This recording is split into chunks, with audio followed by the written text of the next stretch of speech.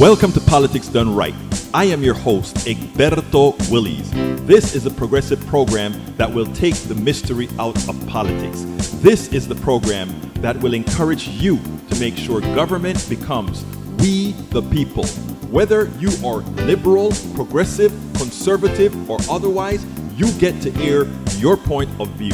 We are an independent media outlet that, unlike mainstream media beholden to corporations, we only owe allegiance to you. Remember, you can also send me a tweet at EGBERTOWILLIES. That is at Egberto Willies. Let us engage. It is Politics Done Right.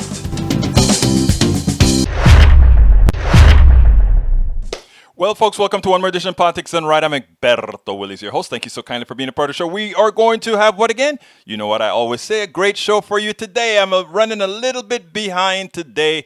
Been trying to cut up some videos and do all that kind of stuff to make sure that we bring you something fresh all of the time. So we are going to have a good time for you today. I'm going to talk to you about the show, but beforehand, have you been watching the news?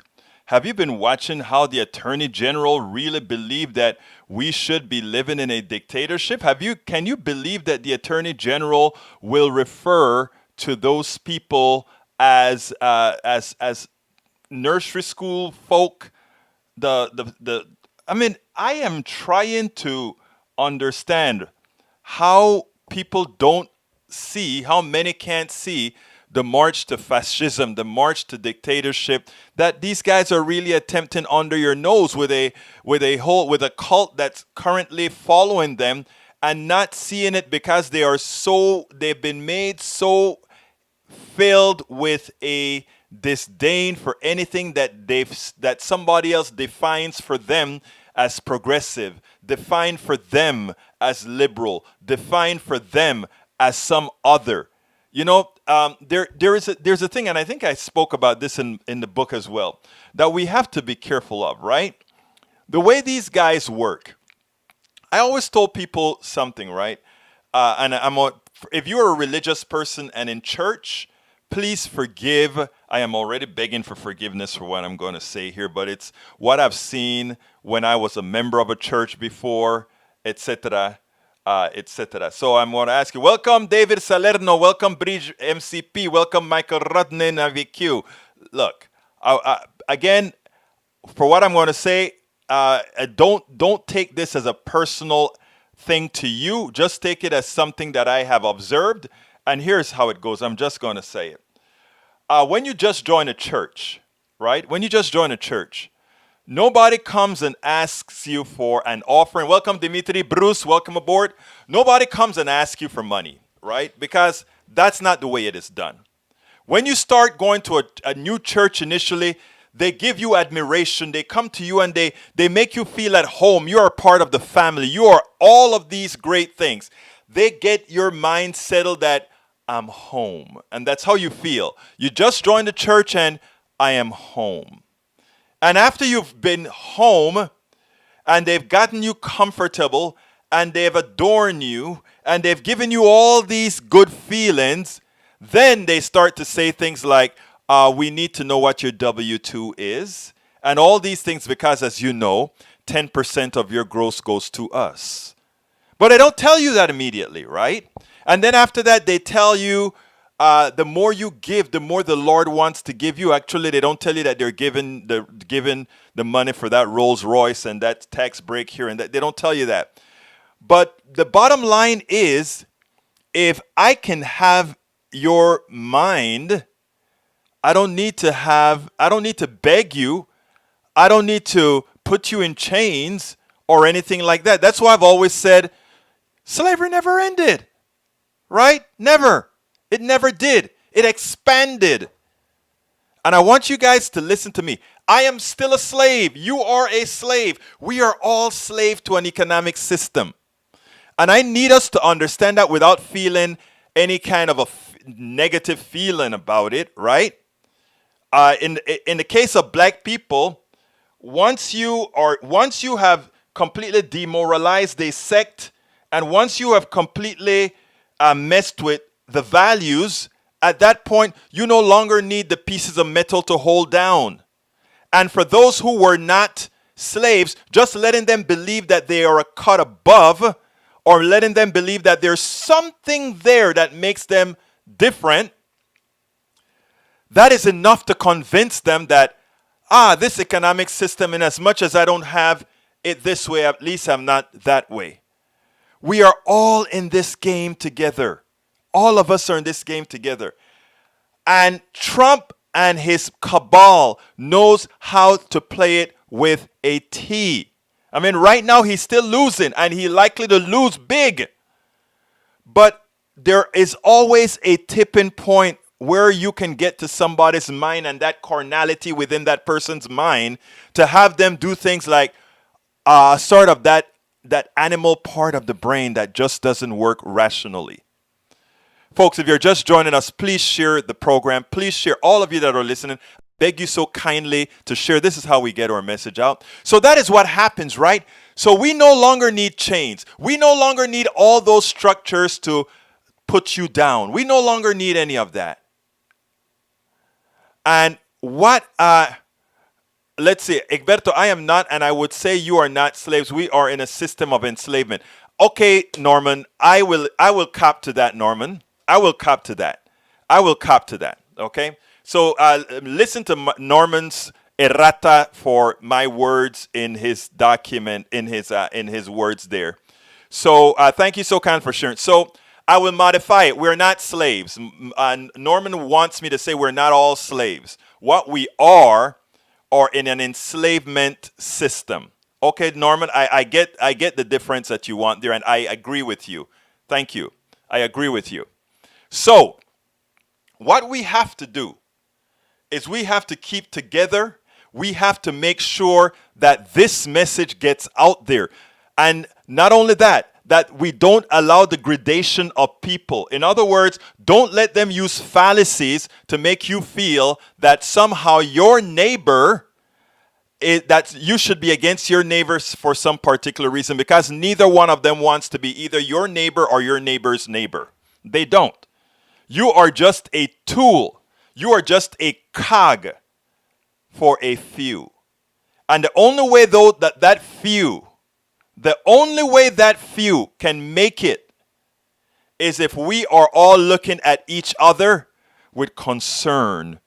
If we are all looking at each other thinking, oh my God, what is Egberto going to do? I need to get ahead of Egberto. I need to get ahead of Norman. I need to get ahead of Marianne Richards Castiglia. I need to get rid of Dimitri OG. I need to get ahead of Bridge MCP. I need to get rid of Rodman Pollard. No. Let me tell you something. All these are behaviors that we have learned from and have been used against us.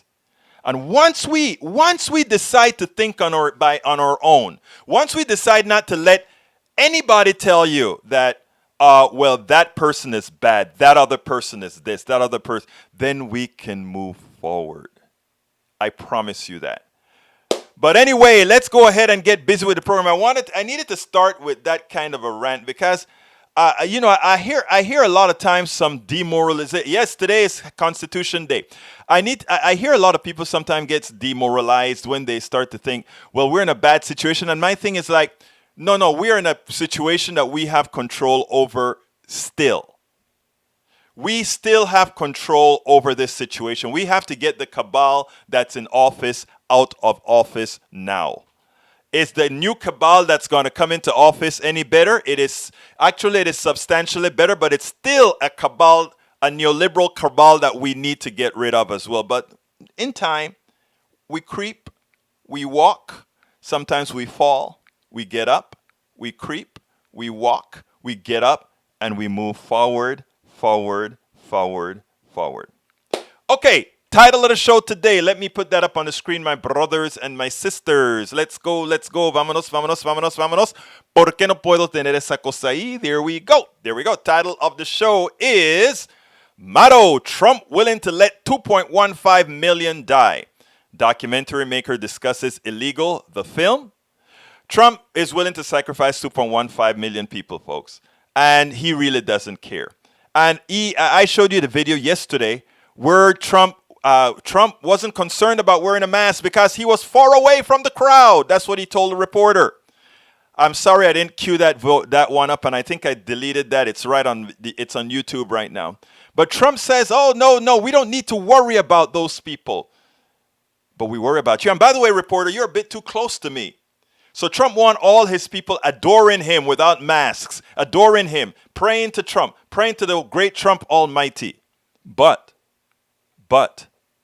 the reporter can't get too close to Trump, because if he gets too close, or if she gets too close to Trump, she may infect him. People, you have to understand the mentality of this guy, and you have to try to break some of those on the right who believe this guy cares. Who, they showed a little clip where Trump was leaving the stage, and he turned around to his adoring fans, and he said, "You know I'm with you." And we know it's a lie, right? We know it's a lie. But there's nothing like you feeling somebody that's in power has your back. And as long as he keeps that belief that he has your back, a lot of people will continue to believe he have your back. And that's what they believe. Anyhow, second topic. So the topics are: Rachel Maddow gave a piercing expose on the type of herd immunity Trump is willing to entertain. I shortened it and deconstructed it. Former RNC chair Michael Steele has had it. Can we vote now, he asks. Laz Ayala, a documentary producer, talk about undocumented workers and their plight and reasons. And we were able to have some discussions given that we are both from Central America. He just made a documentary that's been to good acclaim going around the country at these different events. And he's going to talk about it here. So what I'm going to do is I'm going to go ahead and start it with, let's go ahead and start with Rachel, and then we'll take it thereafter. Rachel Maddow's last piece on Donald Trump and herd immunity is something that you have to see. I cut it down quite a bit, but I think you should really enjoy what we have here. Check this out. The president has brought into the White House has apparently convinced the president on herd immunity, and so this is now what we're going to do. And this has been written off, I think, as some of the president's usual, nonsense it's not worth paying too much attention to. But don't just watch what he says, watch what he's doing. And we can now pair these almost laughable, he can't remember the right words, can't spit it out words from him with what he's actually doing. And when it's not just what he's saying, it's what he's doing, we have to recognize this as a huge deal. Because what the president is letting us know is that what's going to happen in our country, with or without a vaccine, is that we will aim for herd immunity. Not just saying it, we now know he's doing it. And let's do the math on this, right? The idea behind this cockamamie theory, which is apparently our national policy now, this is why North Dakota isn't being told to mask up anymore. The idea behind this cockamamie theory is that in the absence of a vaccine, maybe enough people will get infected by this disease and survive it and become immune from it that their very existence will help slow down the spread of the virus in the future. That's how it will come to a halt. We don't know if getting infected with COVID actually prevents you from getting it in the future. I mean, look at the WHO's latest advice on this subject. Question: does the presence of antibodies against COVID-19 mean a person is immune and protected from being infected again? Answer: no one knows yet. If you don't like the WHO, ask the Mayo Clinic. Quote, it isn't yet clear if infection with the COVID-19 virus makes a person immune to future infection.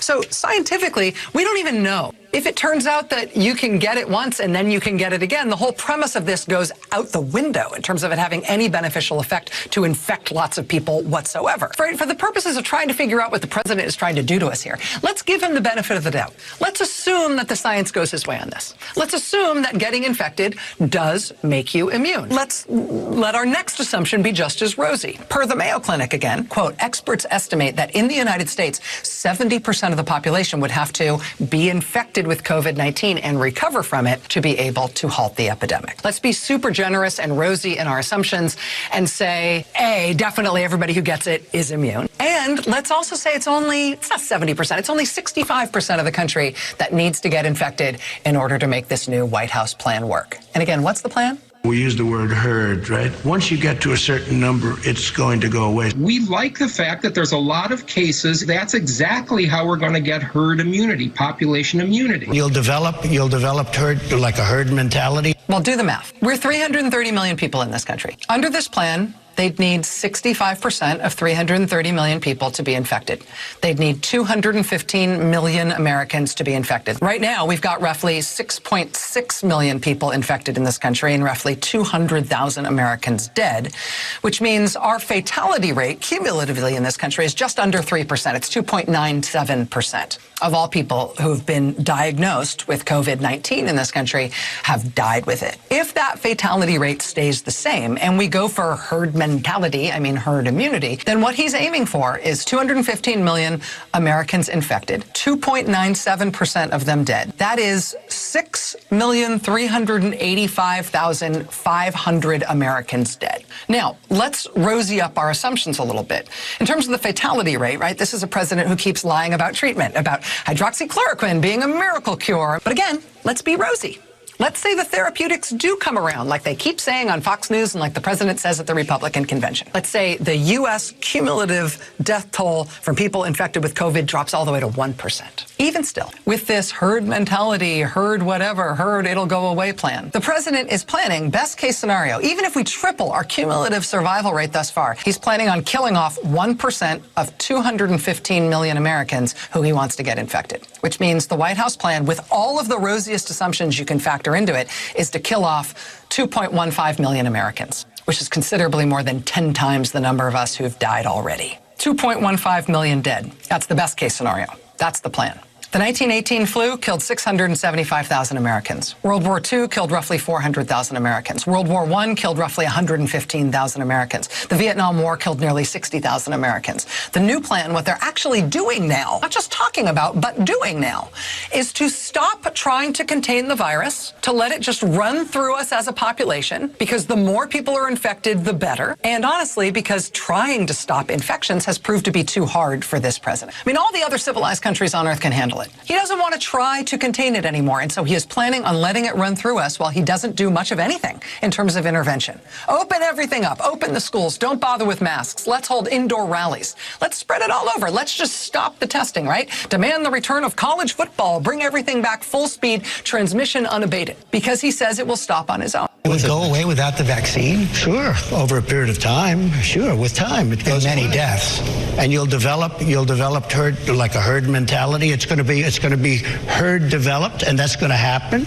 That will all happen. This is a real thing the president is bumbling through here. We now know, based on documents exposed by the Congress, we now know that this is not something he is just saying. This is something that he is doing and his administration is putting into effect. That is the herd immunity idea that Sweden tried for a while, which gave them the worst death toll in Northern Europe until they panicked and stopped. It's what the UK tried to do for a hot minute till they realized it was going to give them the worst per capita death toll in Western Europe. When the president started sidelining the actual epidemiologists and infectious disease doctors in the government because he instead wanted to go with the guy he saw on Fox News who likes the herd immunity idea, even though he's not even this kind of doctor. When the president dropped the real public health doctors and instead put this guy in charge, and then all of a sudden the U.S. government stopped recommending that people get tested. When we started cottoning to the fact that this wasn't some stupid viral Facebook meme that the president was repeating without being able to pronounce it, that this was actually the policy he's turning this country toward. Former colleagues of Scott Atlas at the medical school he used to be affiliated with tried to sound the alarm, warning that this guy, who appears to be running U.S. policy now, really doesn't know what he's talking about. And specifically on the herd immunity idea, he fundamentally doesn't know what he's saying, which is interesting in personnel terms. It's kind of hilarious about Dr. Scott Atlas and his career as a Fox News Channel contrarian radiologist. But this is also the plan that the U.S. government is following now. I thought the first time he burbled it out, it was some sort of kind of random emission. Well, once you get to a certain number, we use the word herd, right? Once you get to a certain number, it's going to go away. That was a couple of weeks ago from him. And maybe he was just random generating syllables, but now he's repeating it. And from what we've learned about how his administration has shut off its previous private recommendations to states to try to slow down the spread, now we know this is not just what he is saying and repeating, this is what he's going with. It would go away without the vaccine? Sure, over a period of time. Sure, with time. It goes many deaths. And you'll develop herd, like a herd mentality. It's going to be herd developed, and that's going to happen. That will all happen. It is one thing to have somebody in the job of president who doesn't doesn't know what he's talking about and doesn't know that herd mentality and herd immunity are two different things. It's preposterous. But he does mean herd immunity is what we're going for. And that does, if it works, it does aim for between 2.1 and 6.4 million Americans dead on purpose, because he'd rather do that than do what every other country in the world has done and implement policies to contain this. Policies to contain this thing, that's too hard for him. So he'll go with millions dead instead. 48 days till the election.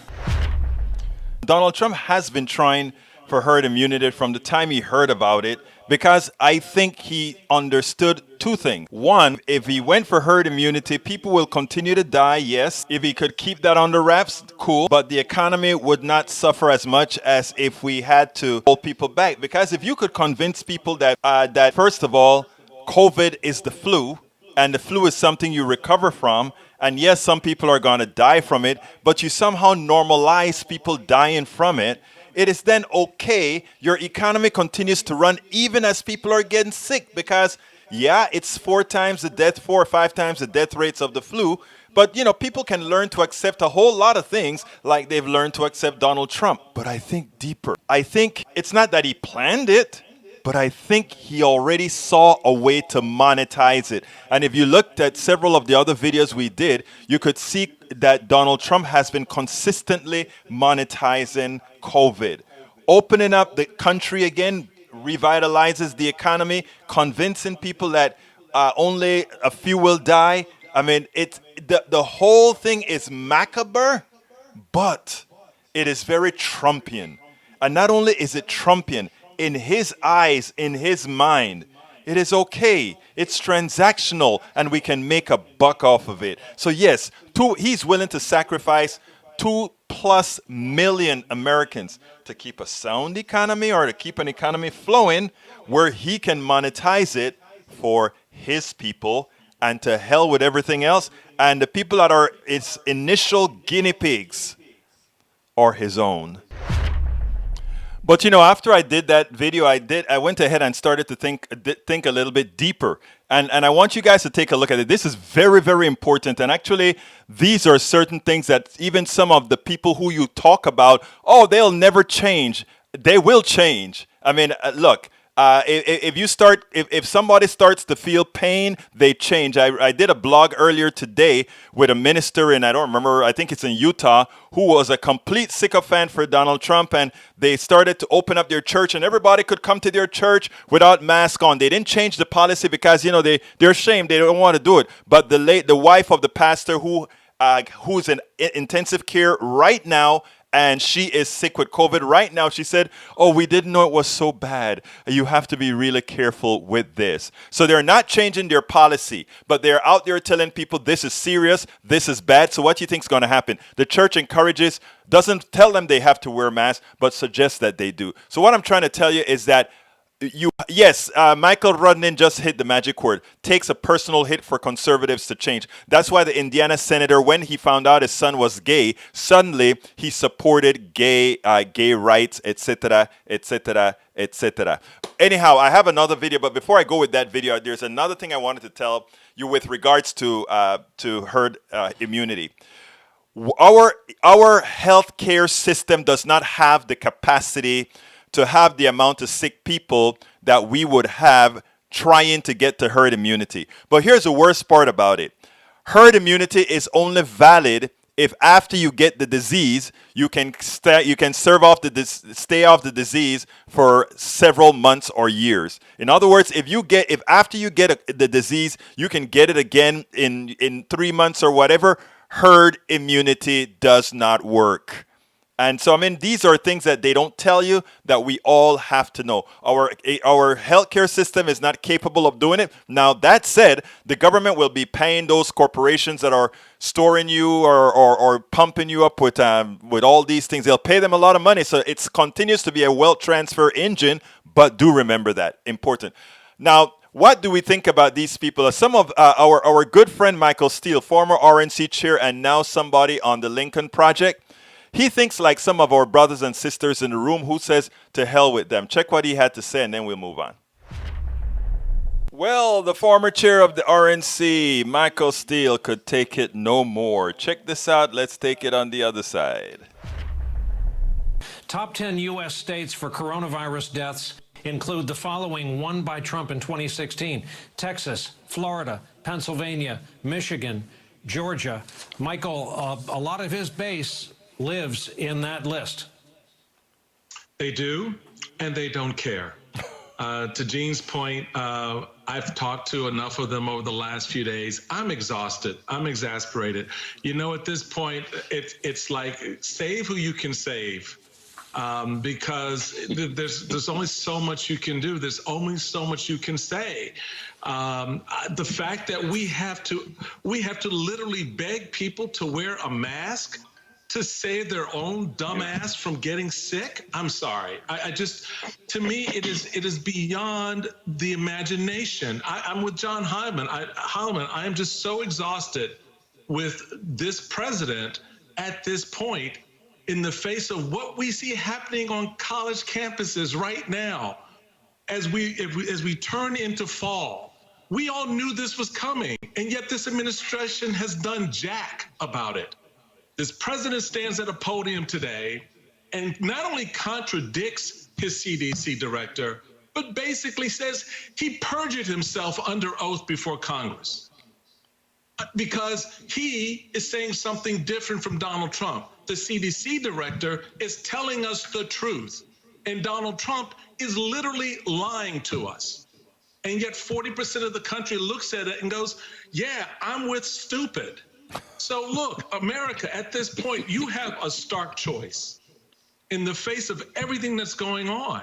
I don't know what more you can take before you say you've had enough, because my heavens, this is too much for a country to go through, between trying to stop elections from taking place, 200,000 Americans dead with nothing more than just a count on a board for this president, to what we see happening now. You have to make a stark choice this fall. And I don't know what else to say. I don't know how many more of these conversations we can have, Brian. I just don't know, because I'm a little bit tired of it. I'm just ready. Can we vote like right now? Can we just get this done so we can heal the country and move on? Because this issue is crazy. This is, in fact, crazy.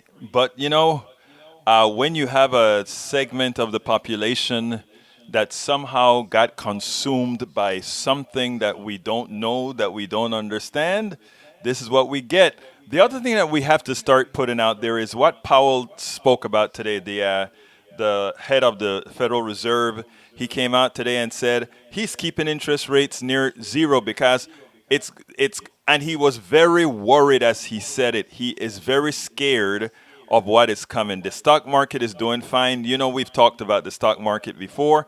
There's a reason why it's doing fine, but everything else is going to hell rather quickly. We don't televise it. The depression will not be televised, but we have to start where Michael Steele ended. We need to vote, get this stuff over with, and start anew. But as far as Michael Steele is correct, it is time to move on. Let's make sure to go out there and vote. Let's move on.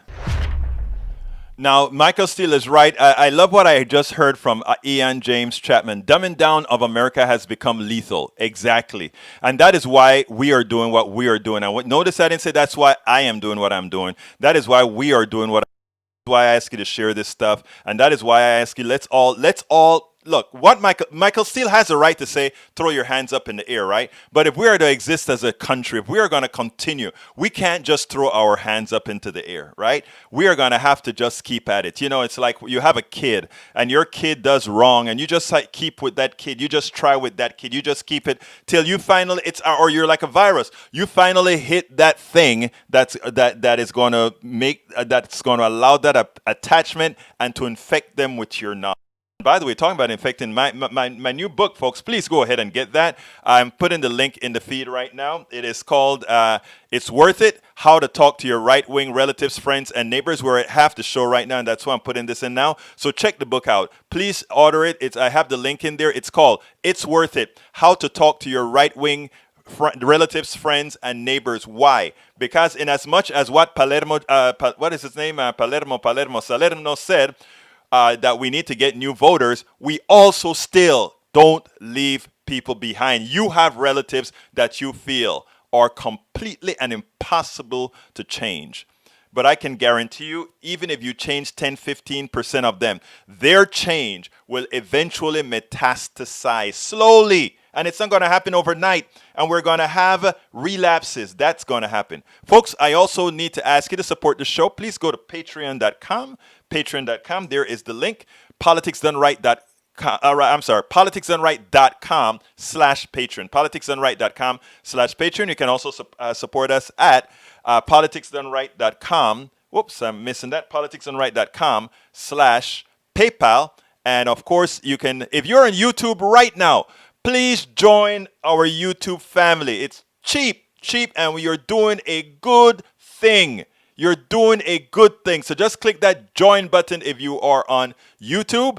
And I'll just tell you, it's $1.99, man. And that's what it is. And what that does is it help us continue doing what we need to do, how to get the message out. There is the link for YouTube. For those that are not on YouTube but are willing to go on YouTube, you can go ahead and click on that to subscribe to us on YouTube. And by the way, if you're on YouTube as well, if you don't want to do the subscription, you can click a super chat. That super chat says, hey, we like what you're doing. Bingo and super chat. Okay, we are going to go ahead and bring in El Señor Laz Ayala now. We had a great conversation. Check this out, and then we'll move on the other side. Welcome to one more edition of Politics Done Right. I'm Egberto Willis, your host. Thank you so kindly for being with us. Today I have Laz Ayala. Laz Ayala is the producer of Illegal, the film, and the founder of Illegal, the project. Laz Ayala, welcome aboard Politics Done Right. Thank you for having me with you. Look, let me first of all say that as an immigrant myself, one from Central America, I understand all that has been going on in the country. I understand all the permutations thereof. And it's great to see that somebody decided to encapsulate this in a film and in a project. I know there are others doing it, but the way you're doing it, I think fusing them together is just excellent. So why don't you first tell me a little bit about this project, and then we'll go into the realities of what's going on with the fires on the West Coast, etc. Sure. Well, first of all, like you, I'm also an immigrant from Central America. I came here from El Salvador back in 1981, fleeing from a civil war that devastated my native country. I was 14 years old, came here in 1981, went through the experiences that many, if not every immigrant, in particular, every undocumented immigrant goes through. I came here undocumented at that time. And that was almost 40 years ago. And I have to say that in the 40 years that I have lived in this country, I have very, very few times paused to think about or to feel attacked or to feel denigrated at the degree that I feel immigrants are today criminalized and dehumanized. And so when this narrative started with, our candidate, then candidate Trump 7 years ago, of referring to immigrants as criminals and drug dealers and tax cheats and essentially rapists and murderers and less than humans, essentially, I felt like my own dignity and my own humanity was under attack, and of course that of other immigrants that have come here the same way that I did. And I waited for years for someone, for an organization, for an individual, leaders in the country to come up and give a voice to our story. Frankly, after waiting for years and not seeing much happening on that end at a national level, in the national conversation, I decided to, and it was not an easy decision, let me be clear, to do, because of the potential repercussions that could involve. But I came to terms with the fact that I needed to do something, needed to speak up, and so I did. And I started speaking at Rotary clubs here in Southern Oregon, where I live today. And of course, that led to writing some op-eds that were published in the local newspapers. And that really empowered me. And of course, I got a lot of support from the community, from the Rotary clubs and the community at large. And the message that I was sharing with them was very well received, and I felt it was timely. So getting that kind of support from the community empowered me to think of ways to make a bigger impact. And the way that I, at that time, decided that I could have that impact was to write a book about my story, but not just my story, but also featuring the overarching story of immigration, particularly undocumented immigration, in terms of the story, the myths and facts and the real issue, the underlying issue behind all of this. And so I began that process of writing this book. And as I was completing the book, I met a local filmmaker, and we decided to then turn this book into a film. Essentially, we had the script for the film at the time. And so we took that and we put a team together of individuals, and we embarked on the production of a 78-minute feature film, Illegal, which is now being featured at film festivals all over the country. This week has been featured at the Klamath Falls Independent Film Festival. But we have been accepted to a number of film festivals: Richmond, Virginia, Beverly Hills Film Festival, Burbank Film Festival, Las Vegas. There's a whole list of them. And your audience can, of course, find out about those screenings taking place today on our website, illegaltheproject.org. So that effort of the book, the film, has now turned into essentially a movement, and we have had opportunities like the one that you are giving us today to talk about the issue, to talk about the topic from our perspective, the perspective of an immigrant like myself, perhaps like you and others, and to engage the national public in this conversation, telling our story, our perspective, and also pushing for common sense legislation that we hope will address the issue of illegal immigration today. Now, what's important is that you have that lived experience. I think what you're telling me is that you came in from first of all, is Illegal about your story, or did you use your story in composite with other people's story to create this narrative? Yes, it's a composite of stories in the film and in the book. Excellent, excellent. Well, what I like then is that it is told from a perspective of somebody who actually lived it. And I think that is very important. My immigrant story would be different than your immigrant story, in that I came over on a student visa, and after I got a student visa, I got sponsored and so forth. You came here in dire straits with your life. I remember flying into El Salvador when at the airport there were gunners at the airport. That's what I flew into El Salvador back early in the 80s. Okay, so I understand the plight of the Salvadorians that are coming over to the United States, something that very few people understand or realize that it could be their reality. But anyhow, so in telling your story, in telling people what this was all about, did you feel that you had a captive audience not related to, let's say, the immigrant? In other words, is this done in a manner that you will make aware to many others this plight and why they should be interested in this plight? Well, my focus from the very beginning has been the mainstream public. The mainstream public. In other words, leaders, business people, and really the mainstream public, meaning our Caucasian communities and our Caucasian friends. Because at the end of the day, if we don't engage them, if we don't educate them, if we don't lead in those communities, they're expecting us to take this leadership. They're expecting us to lead in this conversation, because only us understand this, what it is firsthand, and only we can speak about it in a way that tells the story. Mm-hmm. And it's for us to lead in this conversation. So yes, my focus was on the mainstream public, and really keeping it also apolitical.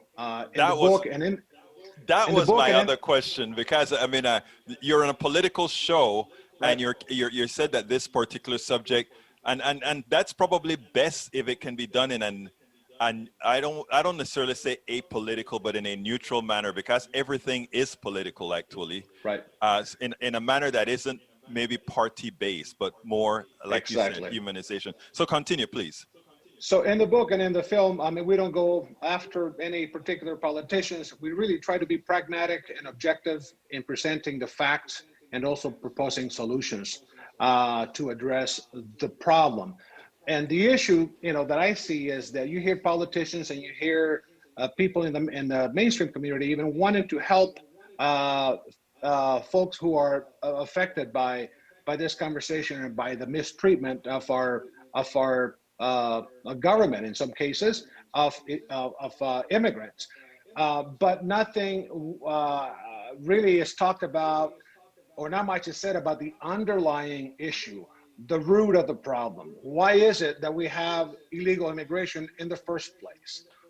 Well, let's talk about that. Why is it that we have this system of illegal employment that has for decades, right? I can say the last 6 decades, the last 60 years, has been attracting a workforce of undocumented workers who have no rights, who have no vote, who have no voice, who are taxed, who are then dehumanized, marginalized, exploited, to the degree that I compare the system to modern day slavery. Why is it that that conversation has not been taking place? And that is the focus of my conversation. So I ask that question. I say, well, here is why. And I propose and I present my perspective as to the reasons why the system exists. And it exists by design. It doesn't exist by coincidence. Let's be honest. The laws have been written in a way that it attracts people from third world countries to come out here and just give their sweat and give their lives for meager wages, where they have really very little to no opportunity to move up, and where they are today even mistreated as if they are less than humans. This problem is not there by coincidence. It's there by design and the design of our own government. This is an institutionalized problem. Now, first, let's understand that. Let's understand that we cannot blame the immigrants who come here seeking illegal employment, because our system is designed to allow for illegal employment to occur. So they come here because they know that there's a black market for labor, for illegal labor. Now, if we want to address the issue of illegal immigration and illegal employment, we need to be talking about enforcing the laws or changing the laws so that we prevent illegal employment. And then if we conclude that we need this foreign labor to support our industries such as agriculture, construction, hospitality, which, by the way, immigrants are the backbone of those industries. And if we agree that we need that labor, support these industries and our economy, then let's create then a legal and humane path to allow these families to come here. Not necessarily to settle, because as you probably know, and as I know, not everyone wants to settle here. And in fact, a great majority of the undocumented working population who risk their lives getting here don't want to settle here. They're coming here to work, to make some money. They don't want to be separated from their families abroad, and in many cases we are, for years, sometimes decades, right? And still living in the shadows without the possibility for one day Repatriating.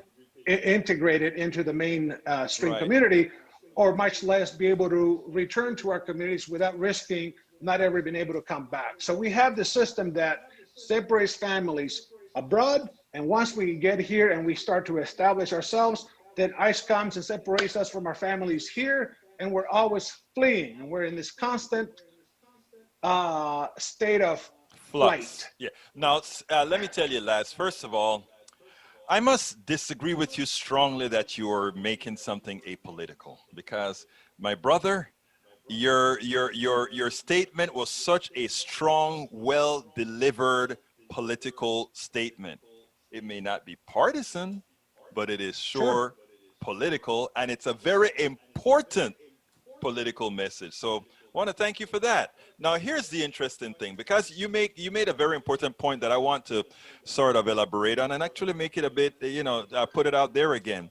And that is, the system was designed for the way things are running today, because otherwise there would be there would be punitive penalties on employers who employ these undocumented workers. And if there is no demand there would be no supply trying to reach that demand. That is the first thing.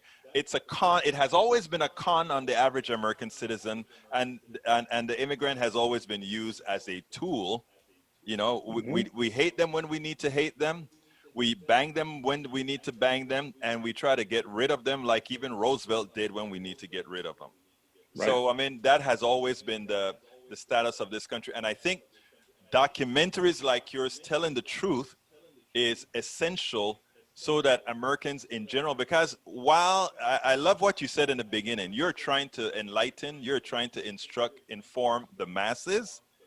That's what's necessary, because this information isn't for the masses. The masses are so have so much bad information. They're so misinformed with the true immigrant scenario.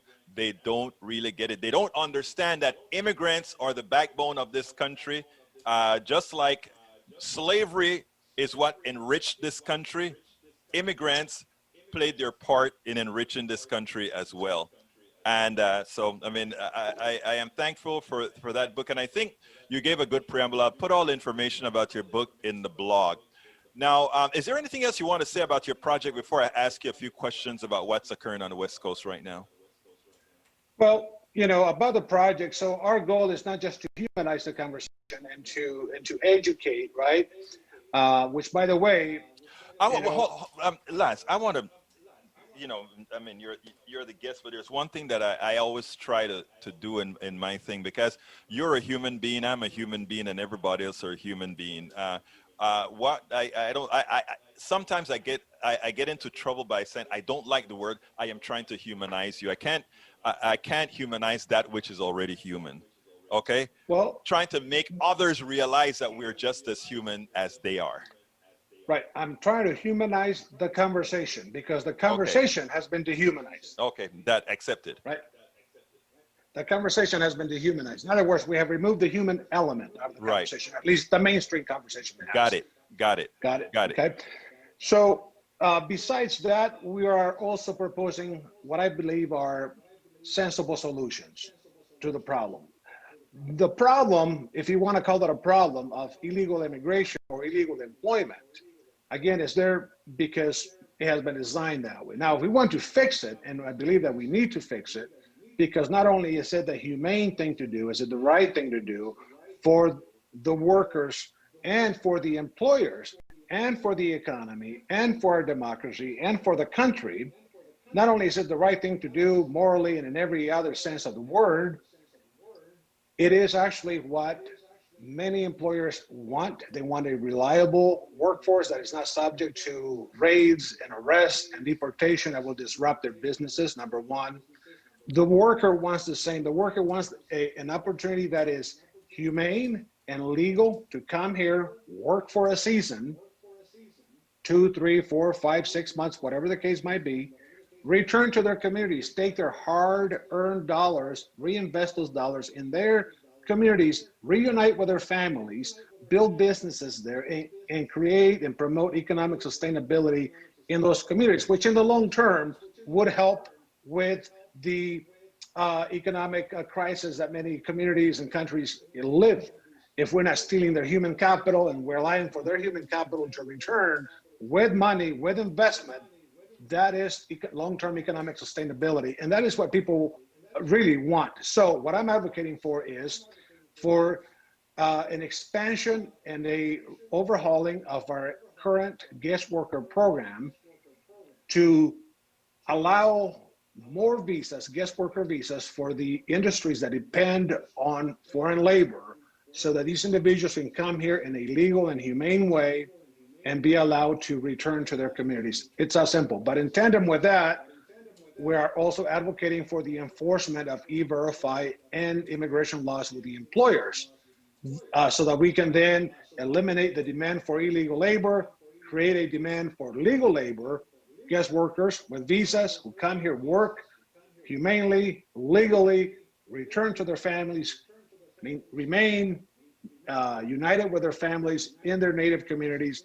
That's the solution. And it's a solution that will not cost even close to a fraction of the $8 billion that we currently spend on immigration enforcement. Most of that money, by the way, goes towards private detention facilities where detainees are held at the cost of $120 per day, where they are treated like as a commodity, where these facilities have no incentive to release people, and where people are held for months and sometimes years because these institutions have no incentive to release them. No, they make They money are from them. profiting. Yeah. Exactly. And currently we're spending $8 billion a year on enforcement. We can solve this by revamping our guest worker program and having tough enforcement with the employers that would result in a legal path for people to come here to work and humane path to solve the situation at a fraction of the cost that we're spending today without building a $20 billion wall, which in my opinion will do nothing to address the issue in the end. No, it's the wall is there to really make some money for a few contractors. But Laz, how do you intend to effectuate that? Are you working with politicians, I imagine, to try to write legislation? What are you doing?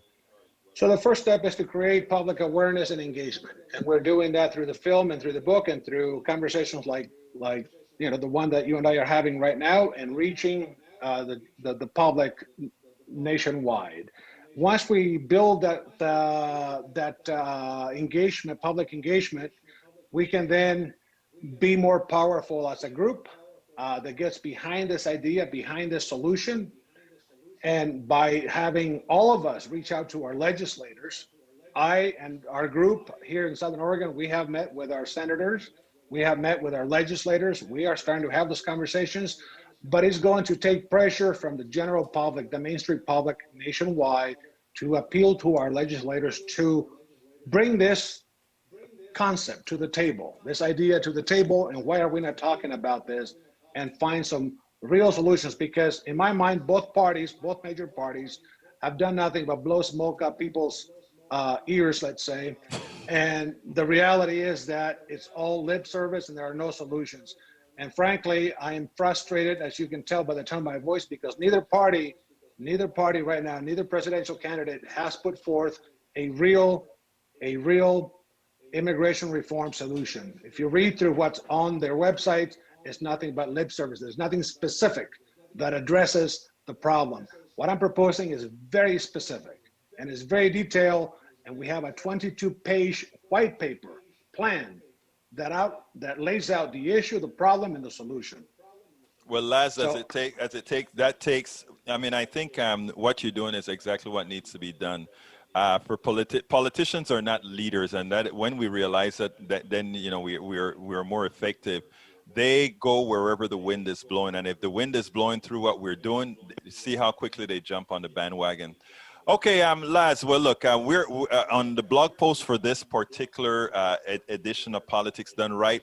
We'll include all the information as far as how people can find your book, how people can find your film, etc., etc.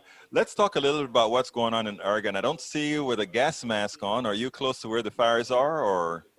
Fire, the most devastating fire started just about a half a mile from my house, from where I'm at right now. Wow. And I thought this time last week, I really thought that I was going to lose my house and that our entire city was going to just be devastated by the fire. We were lucky here where I live in Ashland, Oregon, but our neighboring cities to the north, adjacent cities, were not as fortunate. And we have lost here in our larger community over 2,400 homes in these fires. Wait. 2,400 homes just in your section of Oregon? Yep, just right here in Jackson County where I live. Wow, I didn't realize it was, I knew it was bad, I didn't realize. Now, who lives in these homes? Are a lot of the immigrant community, etc.? So we have lost entire communities. There was a 55 and older, two 55 and older communities. One was a conventional stake-built community homes. There was like 70 homes in there that all of them were wiped out. In fact, there were 2 of those. And then there was a couple of other mobile home communities, retirees, and some that were housing a lot of blue-collar workers, working-class people, families that lost their homes and lost all of their belongings. We have people here in Jackson County right now living in tents, in parking lots at Walmart, at the fairgrounds, in hotels. And so the community has come together to provide support for these families. And so that's what I've been working on, which is why you see me here in this hat and kind of casual and still haven't shaved. But there's just a very community-wide effort to provide the basic essentials, food, water, shelter to people, the immediate need, and then also to be thinking about how to rebuild. We're talking now about rebuilding and finding more long-term solutions for these families before winter gets here in a couple of months. Now, do you have any reputable links, websites that we can send people to? Definitely. So KOBI Channel 5, one of our TV stations here locally, on their website, they have a list of all the different organizations, reputable organizations that are raising funds for the relief of the damage by fire. People can go there. United Way has been a fantastic organization here in Jackson County, really supporting the need. And like them, there's a number of other organizations, local, nationwide. The Red Cross has been very involved. So people can make donations to these organizations. They can go to KOBI Channel 5. Get the list of organizations that are raising money for different areas of relief for the families. And so I would encourage them to go there. If they can, of course, provide funding, make donations, they can get that information there. Laz Ayala, producer of Illegal, the film, and founder of Illegal, the project. It was my pleasure to have you on board Politics Done Right. Thank you for what you're doing. It is very important work as an immigrant to another immigrant. Again, I think it's something that needs to get done. Solutions come from the bottom up, not top down. And it's going to require all of us to engage and to demand common sense solutions. Solutions will not come to us otherwise. We have to lead. As President Obama once said, we are the change we seek. Thank you. All right. Good day. I hope you like that, folks. I hope you enjoyed that. We have a whole lot more things lined up.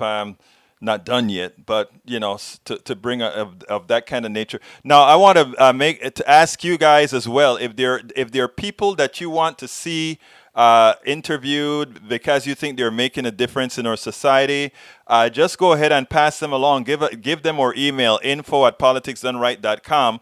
We'll be more than happy to put them on here because remember that is our job. Our job here is to put people on that are doing great things in society that on the mainstream media you won't find them there, but we will use all our resources, meaning internet, KPFT, all these other places to get their voices out. And if you have something that you need to say and that you want to come on and say as well, remember this is your show and we also want to have you because everybody's voice matters.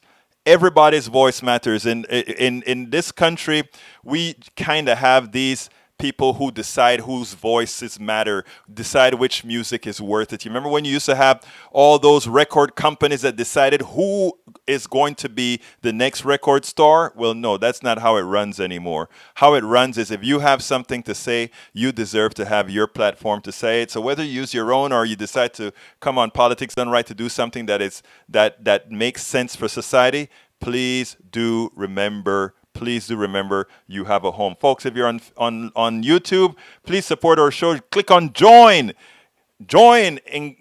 Entra con nosotros. Join. And I forgot what join is in Spanish. Shame. Anyhow, join us. Just click that join button and become a supporter. Please go ahead and get my book. It's worth it. How to talk to your right-wing relatives, friends, and neighbors. You can still get a few more votes for the good side by following some of the stuff that we talk about. And also by us learning together all this stuff, we can actually make a difference. I thank you so kindly for being here with me. I know there's so much on the internet you could be elsewhere. That you spend this time with me, I am genuinely, from the depths of my heart, I know the feelings is real in the brain, but from the depths of my heart, thank you so kindly for being here with me. Love you all my folks from Ace. Some of the messages are having me laughing now. From Rudnin to MCP to Nanette Bird. Oh, I got to call out my people, man. Nanette Bird, welcome aboard. I'm only about 30 seconds late. Nanette Bird, welcome aboard. Brige MCP, welcome aboard. A Masticator, welcome aboard. Tank 28, welcome aboard. Carmen Alagahu, welcome aboard. Bruce Pollard, welcome aboard. Norman Reynolds, welcome aboard. Mark Demon, welcome aboard. Let's see who else is here that I'm missing. Who am I missing? Let's see. If I miss your name, forgive me. I'm kind of running behind time. Troy Astro, welcome aboard. I saw a new person come in. Mark Damon, yes, I got you, Mike, brother Mike. Let me get to the top. We got over several. David Salerno, welcome aboard. Bruce Pollard, welcome aboard. Dimitri OG, welcome aboard. I think I got Norman Reynolds already. Marianne Richards Castiglia, welcome aboard. My coffee party colleague and very good friend. Love you, Marianne. Let's see. Who else is here? Ian James Chapman, welcome aboard. I hate missing people. You know what I mean? If you're here, you deserve to be called out. Para ver quién más está aquí. I don't see anybody. If I missed you, forgive me, okay? I got to get out of here. Roberto Luis, mi panameño, mi pana. Welcome aboard. This is Egberto Willis. Politics Done Right. You guys know how I end this baby. I am what? Out!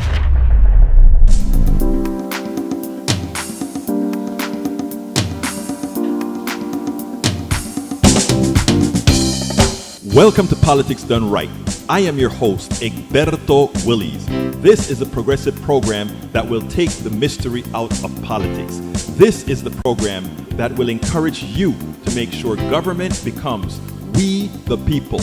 Whether you are liberal, progressive, conservative, or otherwise, you get to air your point of view. We are an independent media outlet that, unlike mainstream media beholden to corporations, we only owe allegiance to you. Remember, you can also send me a tweet at EGBERTOWILLIES. That is at Egberto Willis. Let us engage. It is Politics Done Right.